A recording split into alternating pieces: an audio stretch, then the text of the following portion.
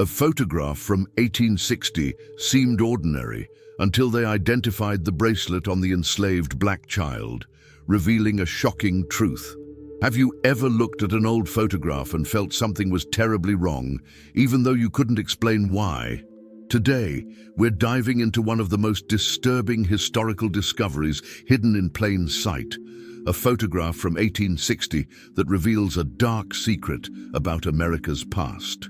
What starts as a simple archival discovery becomes an unsettling mystery that historians still debate today. If you're enjoying this content, don't forget to leave a like. It really helps the channel grow. Before we begin, I want to mention that I'm developing another channel where I explore even more intriguing historical mysteries. You'll find the link in the description below. Check it out after this video. Now, let's uncover the truth behind this haunting photograph. Dr. Sarah Mitchell had spent 15 years working as a curator at the Smithsonian Institution's National Museum of American History. She had examined thousands of Civil War-era photographs, cataloging them with the detached professionalism that came with experience. But on a humid Washington, D.C. afternoon in September 2024, she discovered something that would shake her to her core. The photograph arrived in a collection donated by the estate of Thomas Whitmore, a wealthy industrialist whose family had roots in antebellum Virginia. It was a daguerreotype, the early photographic process popular in the 1850s and 1860s, preserved in a leather case with velvet lining.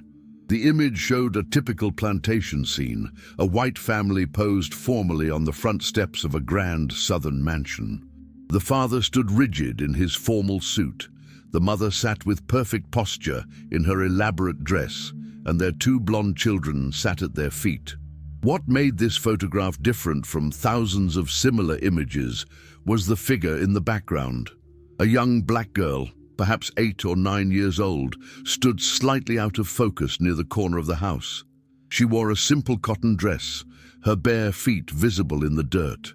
Her expression was blank, her eyes staring directly at the camera with an intensity that made Sarah uncomfortable even 165 years later.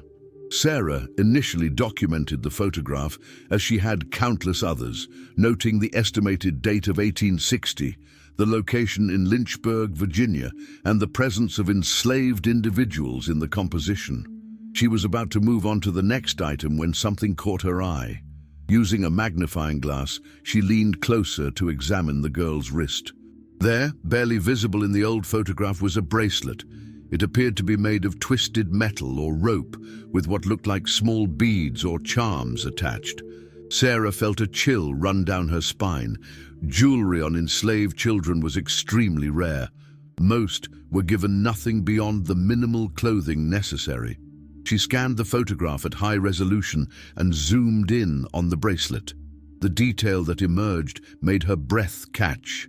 The bracelet had 7 distinct charms, each one clearly visible under magnification. They appeared to be small bones or carved wooden pieces, arranged in a specific pattern. Sarah spent the next 3 days researching similar artifacts. She discovered that certain enslaved communities in Virginia had maintained secret spiritual practices, creating protective amulets and talismans that combined African traditions with practical symbolism. But finding such an object clearly visible in a photograph was unprecedented. Slave owners typically forbade such items, seeing them as threats to their authority. The more Sarah studied the photograph, the more disturbing details she noticed. The girl's positioning seemed deliberate. She stood at the exact edge of the frame, as if she had inserted herself into the composition at the last moment. The family members appeared unaware of her presence, their eyes focused forward while she stared directly at the camera lens. Sarah began documenting everything. She measured the bracelet's size, counted the charms, analyzed the girl's expression. She cross-referenced the Whitmore family records, discovering that Thomas Whitmore's great-great-grandfather, Jonathan Whitmore, had owned the plantation in the photograph. According to census records from 1860, Jonathan Whitmore owned 43 enslaved people. But when Sarah tried to find records of the children who had been enslaved on the property, she hit a wall. The detailed plantation logs that survived mentioned adult workers by name, but referred to children only by age and gender. There was no way to identify the girl in the photograph. Sarah showed the image to her colleague, Dr. Marcus Webb, an expert in African American history. Marcus studied the photograph silently for several minutes before speaking. "This bracelet," he said, pointing at the screen, "this specific pattern of 7 charms. I've seen references to it in oral histories from freed slaves. They called them memory chains. Each charm represented someone who had been sold away from the plantation. It was a way to remember the dead and the lost." "So this girl was wearing a memorial bracelet?" Sarah asked. "Possibly, but there's something else." Marcus zoomed in further. "Look at her hands. See how she's holding them? That's not a natural pose. She's displaying the bracelet deliberately, making sure it would be captured in the photograph. Why would she do that? Maybe she wanted to leave evidence. Maybe she knew this photograph would survive when everything else was destroyed." If you're enjoying this story so far, leave a like and subscribe to the channel. It helps me continue bringing you these fascinating historical mysteries. Sarah decided to investigate the Whitmore plantation itself. According to records, the original house had burned down in 1862 during the Civil War. The land had changed hands multiple times and was now part of a residential development outside Lynchburg. But the local historical society maintained a small collection of documents and artifacts from the original estate. She traveled to Virginia the following week, carrying copies of the photograph. The Historical Society director, an elderly man named Robert Hastings, examined the image with interest. "The Whitmore plantation," he said slowly. "Yes, I know that property. There are local stories about it. Dark stories." "What kind of stories?" Robert hesitated. "After the war ended, when Union troops occupied the area, they found something in the main house before it burned. A room in the cellar that had been sealed off. They never officially documented what was inside, but the soldiers who opened it refused to talk about it. Some of them left the army shortly after. One supposedly went mad." Sarah felt her pulse quicken. "Is there any written record? Just rumors and oral history. But there's something you should know." Robert opened a file cabinet and pulled out a thin folder. 3 years ago, a construction crew was digging foundations for new houses on that property. They found something buried about 6 feet down. He handed Sarah a photograph.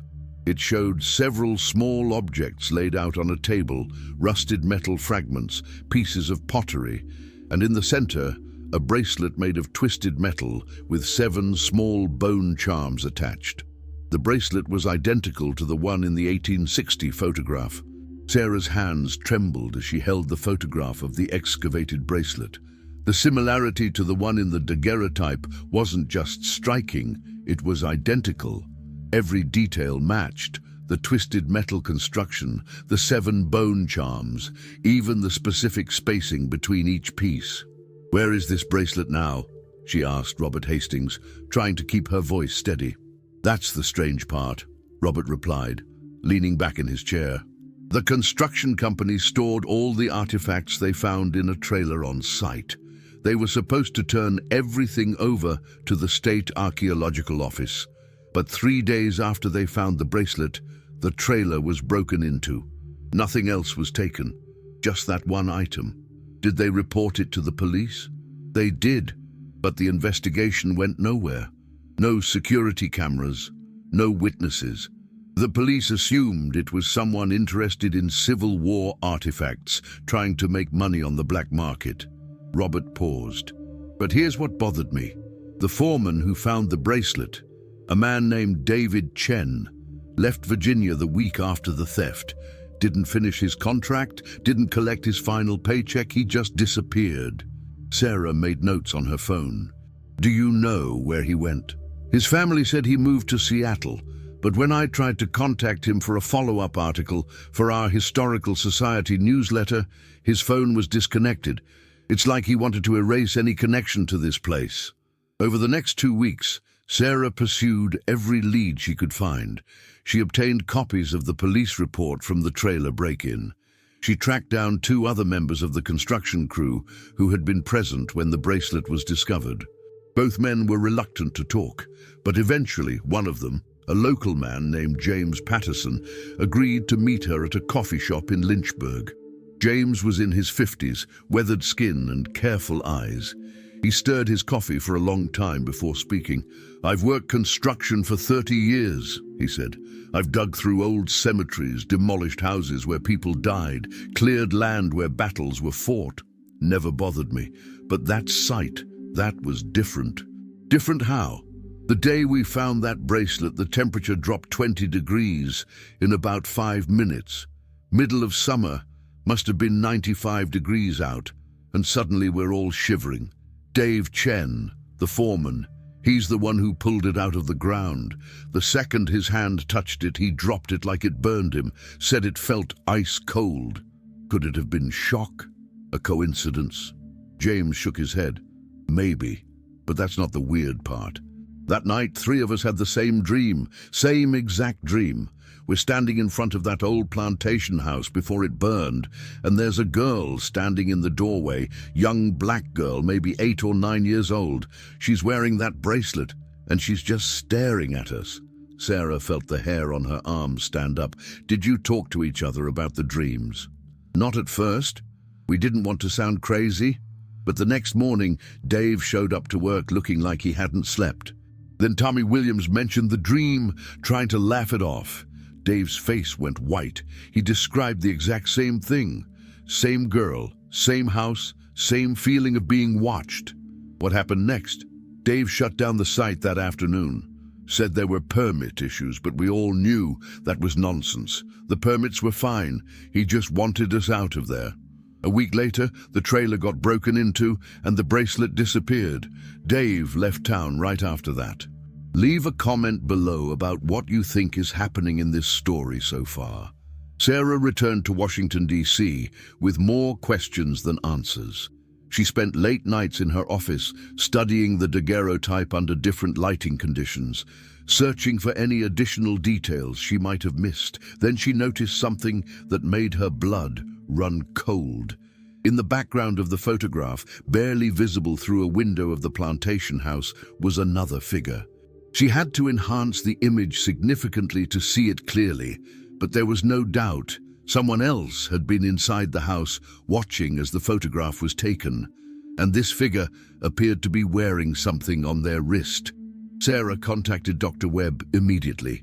He came to her office at midnight, finding her hunched over her computer, eyes red from staring at the screen. "Marcus, look at this." She showed him the enhanced image. He studied it carefully. That could be anyone. A servant, a family member who didn't want to be in the formal photograph. "Look at the wrist." Marcus zoomed in further, then went silent. The figure in the window was wearing a bracelet identical to the one on the girl outside. "That's impossible," he said finally. "Those bracelets were personalized, unique to each person. They weren't mass-produced items.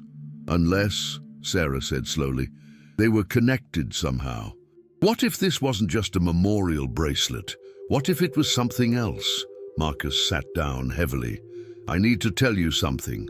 When I researched those memory chains for you, I found some references in slave narratives that I didn't mention. Some of the stories suggested these bracelets weren't just for remembering the dead. They were supposedly a way to bind spirits, to keep them connected to the living world. The enslaved people believed that if someone died violently, unjustly, their spirit couldn't rest. The bracelet was meant to anchor them, to give them a way to reach across time. You're talking about folklore, not fact. I'm talking about what people believed, and belief can be powerful, Sarah. These people lived in unimaginable horror. If they believed these bracelets had power, if they poured all their pain and hope into creating them, who are we to say there wasn't something real in that?" Sarah looked back at the photograph, at the girl's intense stare, at the bracelet clearly displayed on her wrist. Somewhere in Virginia, buried 6 feet underground for over 150 years, an identical bracelet had waited to be found. And when it was discovered, people started having the same dream. "I need to find David Chen," Sarah said. Finding David Chen took Sarah 3 weeks of persistent investigation. She contacted former colleagues, checked social media accounts, and finally discovered that Chen had changed his name legally to David Park after moving to Seattle. When she finally reached him by phone, his first response was silence. "How did you find me?" he asked, his voice flat. "Mr. Chen, Mr. Park, I'm not here to cause trouble. I'm researching the Whitmore plantation site. I know you found a bracelet there. I need to understand what happened." Another long silence. "I don't want to talk about that place. Please, I've seen the photograph from 1860. The same bracelet appears in it. There's a connection here that I need to understand." "You've seen the photograph?" His voice changed, becoming urgent. "Is there a girl in it? A young black girl wearing the bracelet?" Sarah's heart began to pound. "Yes, standing near the corner of the house." "I knew it," Chen whispered. "I knew she was real. Everyone thought I was losing my mind, but she was real." They agreed to meet in person. Sarah flew to Seattle the next day, meeting Chen at a waterfront cafe. He looked older than his 43 years, with dark circles under his eyes and a nervous energy that kept him constantly shifting in his seat. "I've been researching this for 3 years, he said, pulling out a worn notebook. "Ever since I left Virginia, I had to understand what happened to me, what I saw. Tell me everything." Chen took a deep breath. "We were clearing the site for a new housing development, standard work, nothing unusual. But from the first day, something felt wrong. The ground in certain areas was colder than it should be. Equipment malfunctioned for no reason. Workers kept finding excuses to leave early. Then we hit the old foundation of the plantation house, and that's when we found the artifacts: pottery, tools, personal items, things that had been buried when the house burned in 1862. The bracelet was in a small wooden box, buried deeper than everything else, like someone had wanted to hide it. What happened when you touched it? It was freezing cold, but that's not the worst part. The moment I picked it up, I felt connected, like someone was looking at me through time. I know how that sounds, but I can't explain it any other way. And I heard something, a child's voice, very faint, saying, 'Remember me.'" Sarah made notes, trying to maintain her professional composure despite the chills running down her spine. "That night, I had the dream," Chen continued. "The plantation house before it burned. The girl standing in the doorway, wearing the bracelet. She was staring at me, and I felt this overwhelming sadness, not my sadness, hers, like I was experiencing her emotions directly. Other workers had the same dream. I know. That's when I started to realize this wasn't just in my head. 3 of us having the identical dream? That doesn't happen by chance. If this story is keeping you on the edge of your seat, don't forget to like and subscribe. Your support means everything." Chen opened his notebook, showing Sarah pages filled with research notes, copied documents and sketches. "After I left Virginia, I became obsessed. I tracked down every record I could find about the Whitmore plantation, census records, property deeds, personal letters, and I found something." Jonathan Whitmore kept detailed journals. Most were destroyed in the fire, but his grandson donated 3 surviving volumes to the Virginia Historical Society in 1923. He pulled out photocopied pages, yellowed with age. "Listen to this entry from November 1860. The child continues to resist. Despite all efforts at correction, she maintains her defiance. She has created objects she claims give her power over her circumstances. I have confiscated these items repeatedly, but she constructs new ones. Her mother warns that the girl possesses an unusual determination. I fear her influence on the other children." "He's talking about the girl in the photograph," Sarah said. "I believe so. And there's more." Chen flipped to another copied page.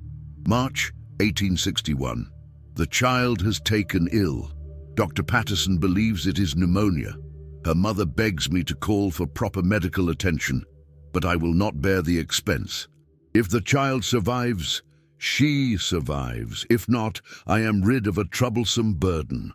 Did she survive? Chen's expression darkened. There's one more entry dated April 1861. The child died last night. Her mother created a disturbance, screaming accusations. She claimed the child cursed this house before dying. Superstitious nonsense. I have had the body removed and buried in the far field with the others. Perhaps now there will be peace. Sarah felt sick. A 9-year-old girl, denied medical care, left to die because she was troublesome. And according to the journals, her name was Ruth Washington. Chen closed the notebook.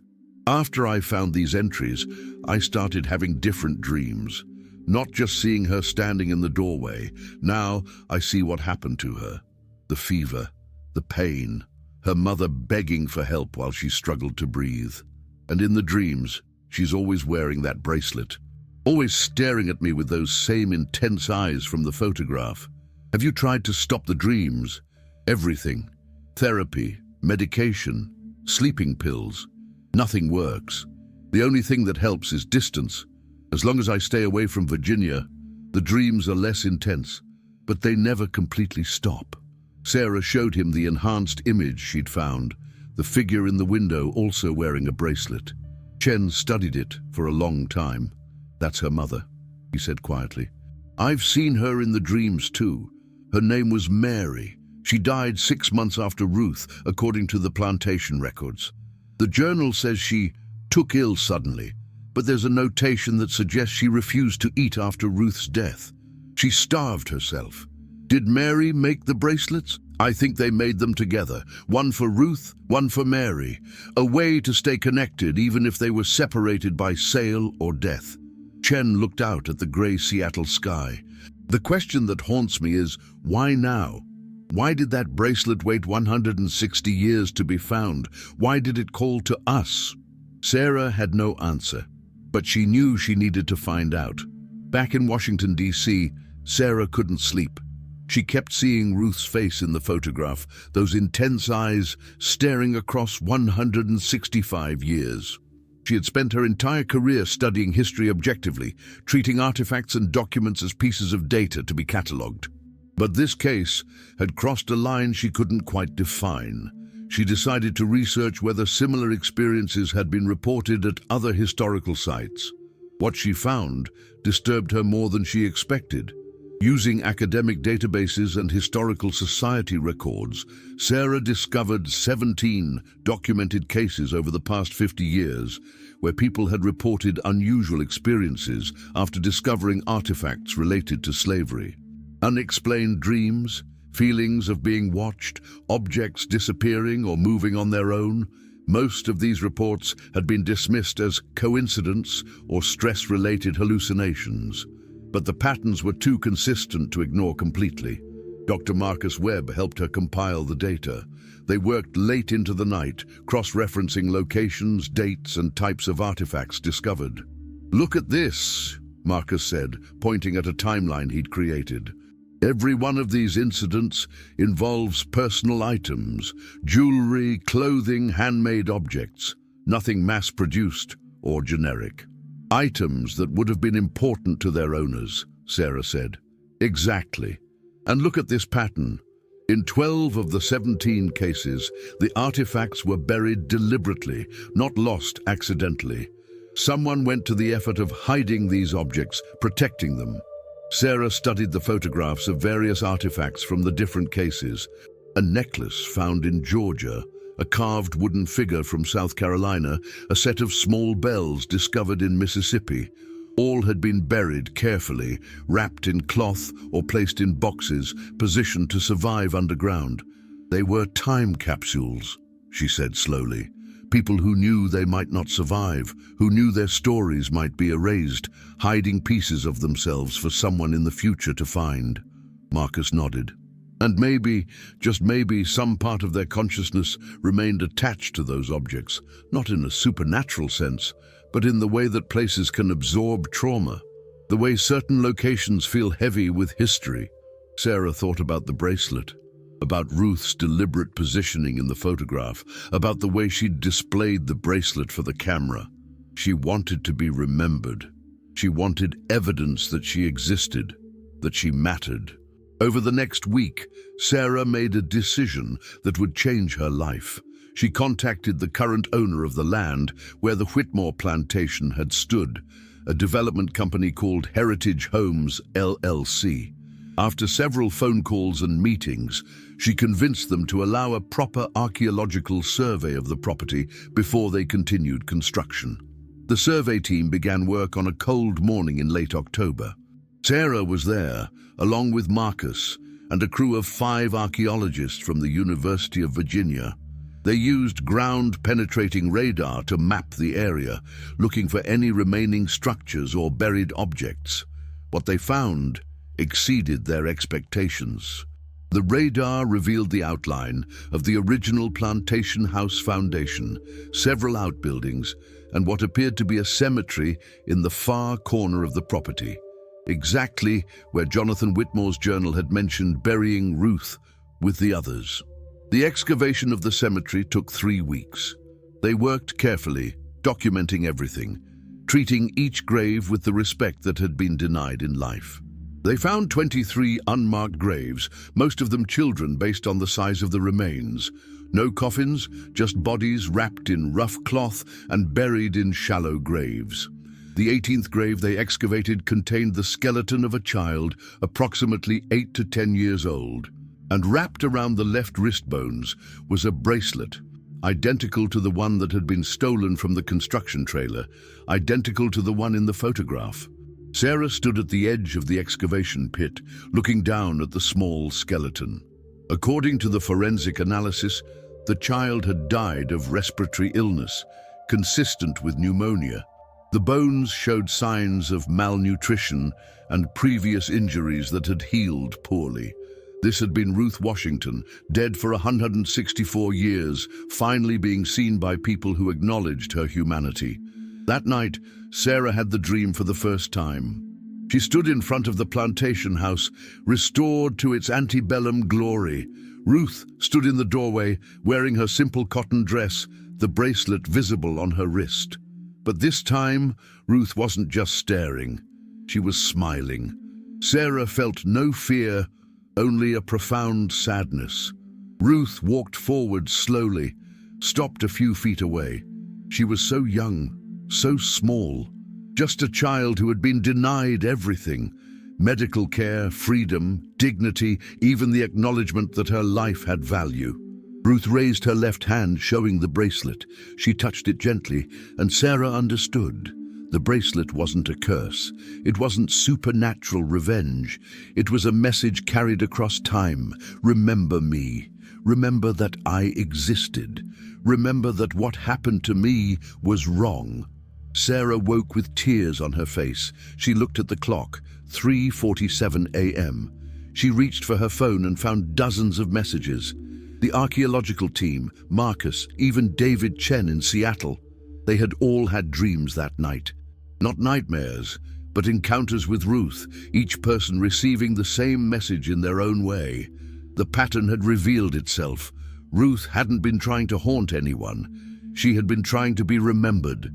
Every person who touched that bracelet, everyone who saw the photograph, everyone who investigated her story, they all became witnesses to her existence. They became the memory she had tried so desperately to create before she died. Sarah spent the rest of the night writing. Not a scholarly article or a museum catalogue entry, but Ruth's story. She wrote about a 9-year-old girl born into slavery, whose mother taught her the old ways, who made a bracelet to ensure she would never be forgotten. She wrote about Ruth's defiance, her intelligence, her determination. She wrote about how she was denied medical care and left to die alone because a wealthy man considered her life worthless. And she wrote about how Ruth had won. 165 years later, people across the country knew her name, honored her memory, acknowledged the injustice of her death. The dead cannot rest until they are remembered. That's not supernatural. It's simply human. 3 months after the excavation ended, Sarah stood in a newly dedicated space at the Smithsonian. The exhibition was called Bearing Witness, Ruth Washington and the Unnamed Children of the Whitmore Plantation. Yes, it was smaller than many of the museum's grand displays, but Sarah believed it was among the most important. The centerpiece was the daguerreotype photograph, displayed under carefully controlled lighting. Next to it, behind protective glass, was the bracelet recovered from Ruth's grave. The museum had spared no expense in its preservation and presentation. Visitors could see every detail: the carefully twisted metal, the 7 small bone charms, the intricate knotwork that held it together. But the exhibition was more than just artifacts. Sarah had created a comprehensive narrative, pulling from Jonathan Whitmore's journals, census records, oral histories from descendants of enslaved people from the region, and expert analysis of burial practices and material culture. She had given Ruth and the other children a context, a story, a place in history that had been denied to them. The exhibition included information about all 23 graves found on the property. Through forensic analysis and archival research, the team had been able to identify or make educated guesses about several of the children. Their names were listed on a memorial wall: Ruth Washington, Thomas, last name unknown, Sarah Freeman, James Washington, possibly Ruth's brother, and others. Some remained anonymous, known only as Child, approximately 6 to 8 years old, died circa 1859. The response to the exhibition exceeded all expectations. Local news covered it first, then national outlets picked up the story. The photograph of Ruth went viral on social media, shared millions of times with captions like, "She wanted us to remember," and 165 years later, we finally see her. David Chen flew in from Seattle for the opening. Sarah found him standing in front of Ruth's photograph for nearly an hour, tears streaming down his face. "Has it stopped?" she asked quietly. "The dreams?" He nodded. "The night after you excavated her grave, I had one final dream. She was standing in a field of flowers and she was smiling. She said, 'Thank you,' and walked away. I haven't dreamed of her since." Marcus Webb approached them, looking thoughtful. "I've been contacted by 3 other people who had similar experiences. They all say the same thing. After the excavation, after we acknowledged what happened to these children, the dreams stopped. The feeling of being watched stopped." "What do you think that means?" Sarah asked. Marcus considered carefully. "I think trauma leaves imprints, not ghosts in the supernatural sense, but echoes. Psychic residue, if you want to call it that. Places where terrible things happened, where people suffered without acknowledgement or justice. Those places carry weight, and maybe, just maybe, when we finally witness that suffering, when we tell those stories properly, some of that weight lifts." Sarah thought about all the research she'd done, the patterns she'd found. Ruth made that bracelet knowing she might die. She positioned herself in that photograph deliberately. She buried the bracelet where someone would eventually find it. Every action was calculated to survive across time, to force people in the future to see her, to acknowledge her. "And it worked," Chen said softly. "She won. After 165 years, she finally won." The exhibition drew thousands of visitors in its first month. Sarah spent many days there, observing how people reacted. She saw children pointing at the photograph, asking their parents questions about slavery. She saw adults crying as they read Ruth's story. She saw high school groups taking notes, teachers explaining the historical context. One day, an elderly black woman stood in front of the bracelet for a long time. Sarah recognized her from the opening. She was Dr. Patricia Freeman, a genealogist who specialized in tracing families separated by slavery. "My great-great-grandmother was enslaved in Virginia," Dr. Freeman said when Sarah approached. "She told stories about a girl who made a bracelet, who said it would make her live forever. I always thought it was just a folk tale." Sarah felt goosebumps rise on her arms. "Your great-great-grandmother knew Ruth," I believe so. The timeline fits, and the plantation was only 30 miles from where my family was held. Enslaved people had networks, ways of communicating between properties. Stories traveled. Dr. Freeman smiled. And now, 165 years later, that story has traveled across the whole world. Ruth did live forever in a way. She made sure of it. The exhibition sparked a larger conversation about unmarked graves and forgotten histories. Heritage Homes, LLC, decided to donate the entire burial site to the National Park Service, which designated it a protected historical site. A proper memorial was erected, listing the names of all 23 children found there. But questions remained. The original bracelet, the one stolen from the construction trailer, was never recovered. Police investigations went nowhere. Sarah sometimes wondered if it was still out there somewhere, waiting to be found again, carrying its message across time. And there was the figure in the window. Despite extensive research, Sarah never definitively identified who it was. Some believed it was Mary, Ruth's mother, also wearing a bracelet. Others thought it might have been another enslaved woman, part of a network that created these objects together. The mystery remained unsolved. Sarah often thought about that uncertainty. History was rarely neat and complete. There were always gaps, always questions that couldn't be answered with certainty. But maybe that was appropriate. Ruth's story, like so many stories of enslaved people, would always have missing pieces.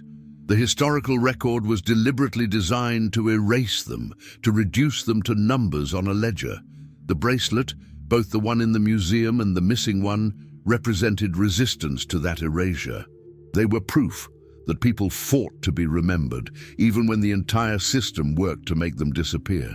6 months after the exhibition opened, Sarah received a letter with no return address. Inside was a single photograph, old but not antique, dated from the 1950s based on the style. It showed a bracelet identical to Ruth's, being worn by a young black girl in a civil rights march. There was no note, no explanation, just the photograph. Sarah had it authenticated and added it to the exhibition. She labeled it "Bracelet resembling Ruth Washington's memory chain, date and ownership unknown." The mystery continued. The story remained unfinished, and perhaps that was exactly as it should be. If you enjoyed this journey into one of history's most haunting mysteries, leave a comment below. I'd love to hear your thoughts on Ruth's story and what you think really happened. Do you believe there was something supernatural at work, or was it simply the power of unresolved historical trauma? Share your theories. If you haven't subscribed yet, now is the perfect time. Hit that subscribe button and turn on notifications so you don't miss our next exploration into history's darkest corners. We have many more forgotten stories to uncover, more voices from the past waiting to be heard. Thank you for taking this journey with me. Remember, history isn't just about dates and facts. It's about people, their struggles, their triumphs, and their determination to be remembered. Ruth Washington fought to be seen, and now, 165 years later, millions of people know her name. That's the real power of memory.